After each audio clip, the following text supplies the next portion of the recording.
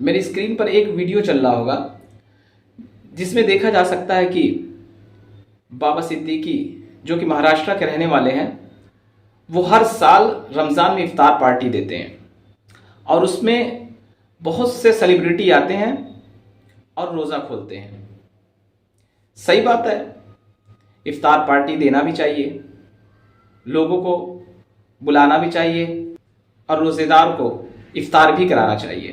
اللہ کے رسول صلی اللہ علیہ وسلم نے فرمایا کہ اگر کوئی شخص روزے دار کو افطاری کراتا ہے تو اس کا بہت ثواب ہے، لیکن کیا روزہ اسی کا نام ہے کہ آپ ایک مجلس قائم کریں اور اس مجلس میں لوگوں کو بلائیں اور پھر فوٹو شوٹ کرائیں، باقاعدہ لوگ ایک دوسرے سے ملیں، اس کے بعد پھر افطاری کریں؟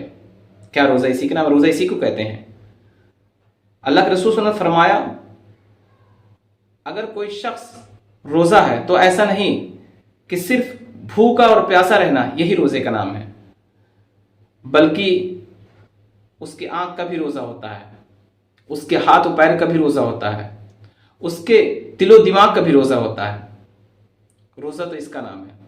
اور دوسری جگہ اللہ کے رسول یہ بھی فرمایا کہ آپ اس مجلس میں جانے سے بچیں جہاں آپ کے ایمان کا خدشہ ہو، اور ایسی جگہ بھی جانے سے بچیں جہاں گناہ ہونے کا ڈر ہو۔ تو آپ خود عقل مند ہیں اور جان سکتے ہیں کہ اس طرح کے پارٹی میں جانا کیسا ہے۔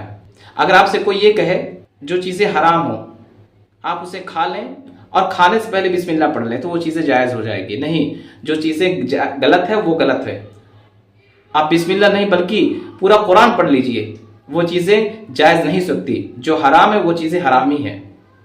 آپ اس مجلس میں دیکھ سکتے ہیں کہ یہاں جتنے بھی لوگ آئے ہوئے ہیں سب سے پہلے ان کے ساتھ کیا کیا جاتا ہے؟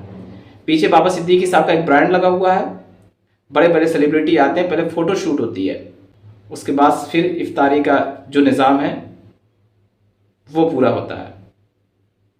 کیا افطاری کا مقصد یا روزے کا مقصد یہی ہو سکتا ہے؟ اس طرح سے روزے کا اہتمام کیا جائے کہ اللہ کے رسول صلی اللہ علیہ وسلم نے اس طرح روزے کا اہتمام کرنے کے لیے کہا کہ آپ اگر کسی کو روزے دار کو افطار کرائیں تو کیا پہلے اس طرح کا اہتمام کر لیا جائے جیسے یہ لوگ کر رہے ہیں؟ نہیں، بلکہ اس کا ایک مقصد ہوتا ہے۔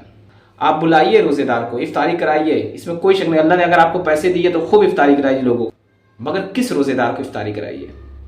کون سا ایسا شخص ہونا چاہیے جسے آپ افطاری پر بلائیں اور اس کو افطاری کرائیں؟ خیر، ہم اس بات پر نہیں جانا چاہتے ہیں، ہو سکتا ہے یہ اس کے علاوہ بھی لوگوں کی مدد کرتے ہوں اور روزے دار کو افطاری بھی کراتے ہوں، لیکن آپ ایک ایسا شخص اس میں بتا دیجئے جو آپ کو لگے واقعی یہ حقدار ہے افطاری کا، مگر آپ خود اس ویڈیو کو دیکھ کر اندازہ لگا سکتے ہیں یہ صرف اور صرف ایک پرچار ہے تاکہ ان کا نام ہو اور ان کے برانڈ کا نام ہو۔